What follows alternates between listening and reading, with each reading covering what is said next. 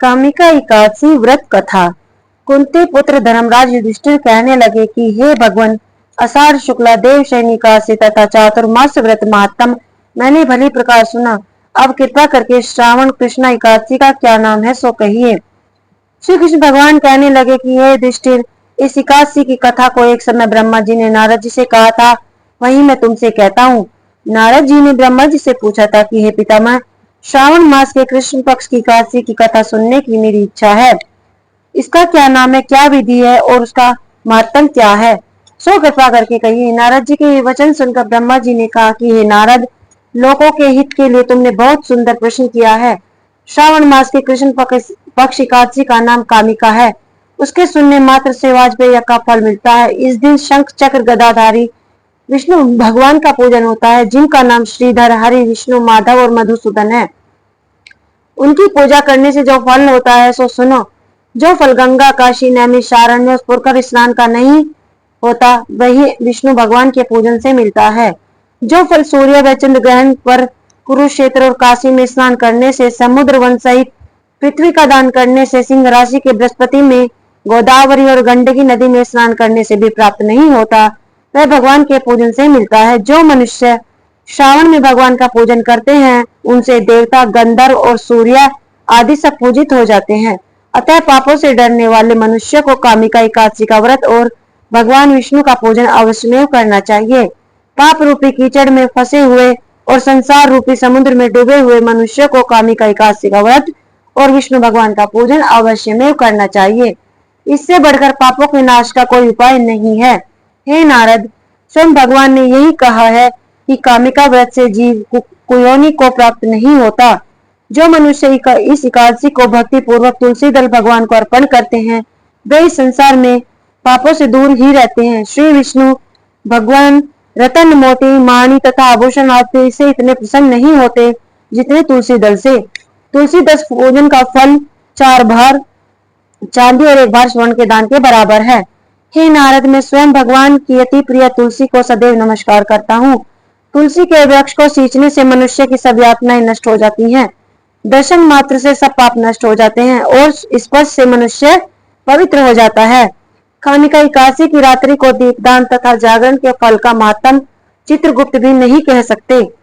जो इस एकादशी की रात्रि को भगवान के मंदिर में दीपक जलाते हैं, उनके पितृ स्वर्ग लोक में अमृत पान करते हैं, तथा जो घी या तेल का दीपक जलाते हैं, वे 100 करोड़ दीपकों से प्रकाशित होकर सूर्य लोक को जाते हैं।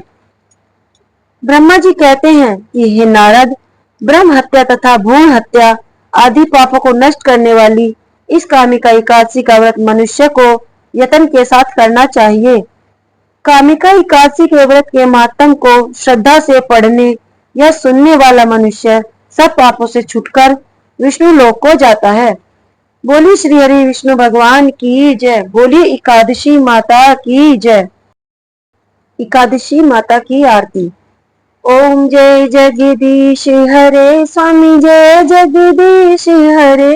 भक्ति जनों के संकट क्षण में दूर करे। ओम जय जगदीश हरे। जो ध्यावे फल पावे, दुख विनशे मन का। सुख संपत्ति घर आवे, कष्ट मिटे तन का। ओम जय जगदीश हरे। माते पिता तुम मेरे, शरण गम किसके। तुम बिन और न दूजा, आस करूं जिसकी। ओम जय जगदीश हरे। तुम पूर्ण परमात्मा, तुम अंतर्यामी। पार ब्रह्म परमेश्वर, तुम सबके स्वामी। ओम जय जगदीश हरे। तुम करुणा के सागर, तुम पालन करता। मैं मूर्ख खल कामी, कृपा करो भरता। ओम जय जगदीश हरे। तुम हो एक अगोचर, सबके प्राणपति।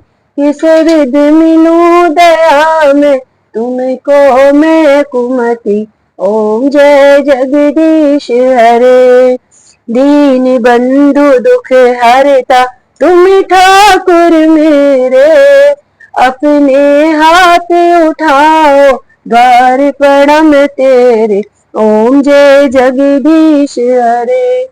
विषय विकार मिटाओ, पाप हरो देवा, श्रद्धा भक्ति बढ़ाओ, संतन की सेवा, ओम जय जगदीश हरे।